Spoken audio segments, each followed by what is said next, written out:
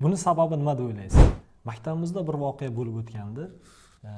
Obed vaqti, o'quvchilar obedga tushgan vaqtda bir o'quvchi o'zini chetga olayotgan holatiga duch keldik. Va o'quvchini 2-3 kun kuzatgan holatimda u o'quvchi bolalarni, ya'ni ommani oldida, yo'qsa har xil shovqinlar oldida qo'rquv hissi borligini sezdim. Va shu payti koordinatori va ota-onasi bilan suhbatlashgan jarayonimda boladagi bo'layotgan kamchilikni, muammoni sababini o'rgandik. Va asosiy sabab shunday ekanki, bola juda ham ko'p telefonga bog'lanib qolgan. Ya'ni ota-onasi uyda doimiy telefonni berib qo'ygan sababli u telefon orqali har xil videolar, YouTube'da bo'lsin, Instagramda, TikTokda videolar ko'rish orqali u bolada tashqi hayotdan uzilgan holat borligini sezdik.